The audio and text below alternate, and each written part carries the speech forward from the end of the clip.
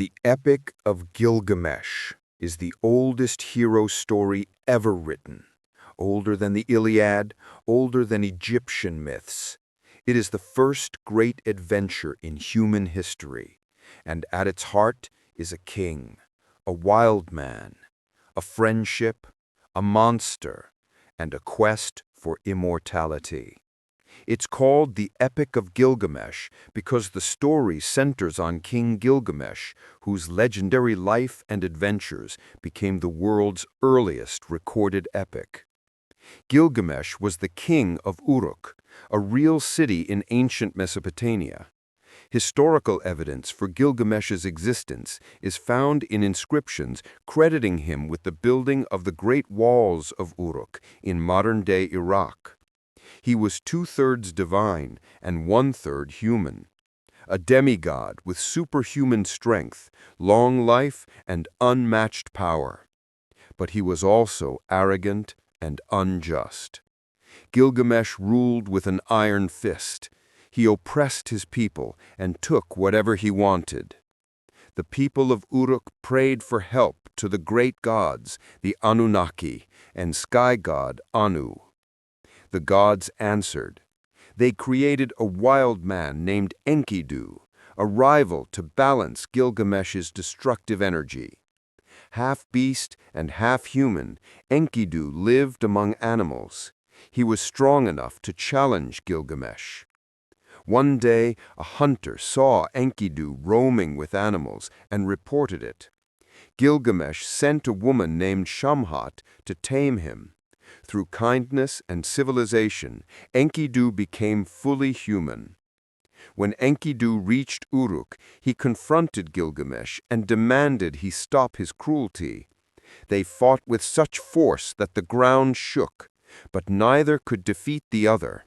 Instead, they became best friends. Together, Gilgamesh and Enkidu sought eternal glory.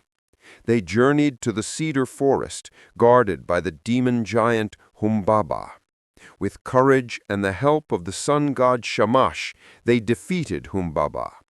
Their fame grew, catching the attention of the goddess Ishtar.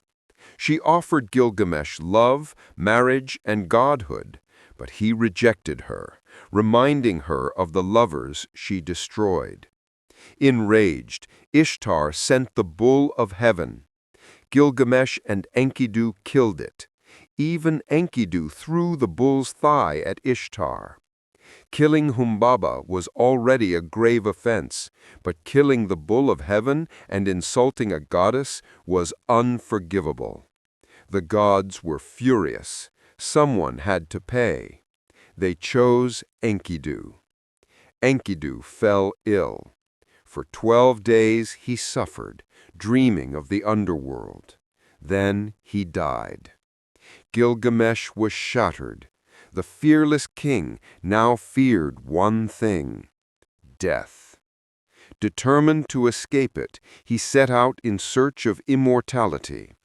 He sought Utnapishtim, the only human granted eternal life by the gods after surviving the Great Flood.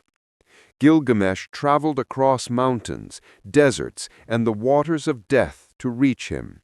When he found Utnapishtim, he begged for the secret to eternal life. Utnapishtim told him no human could escape death, but offered a challenge. If Gilgamesh could stay awake for 7 days, he would gain immortality. Gilgamesh failed. Utnapishtim's wife persuaded her husband to give Gilgamesh one last chance. Utnapishtim revealed a secret plant at the bottom of the ocean that could restore youth. Gilgamesh dove into the deep and retrieved it. He planned to bring it to Uruk and share it with the elders before using it himself. But on his journey home, while Gilgamesh slept, a serpent smelled the plant, stole it, and ate it. Snakes symbolize rebirth because they shed their skin, a reminder that renewal belongs to nature, not humans. Gilgamesh had endured tremendous hardship to find the plant, only to lose it in a moment of rest. it proved he was mortal. Defeated, Gilgamesh returned to Uruk. He climbed its massive walls and realized a truth. Mortality cannot be escaped, but legacy can be. His city, his story, and his friendship with Enkidu, that was his immortality. The Epic of Gilgamesh ends not with eternal life, but with wisdom. The first hero learns the most human truth. Life is short, but meaning is eternal. And that is why this 4,000-year-old story still lives.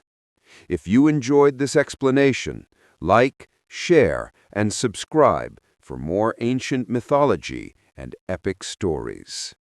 And every ancient myth hides a lesson, waiting for someone curious enough to uncover it. Maybe that someone is you.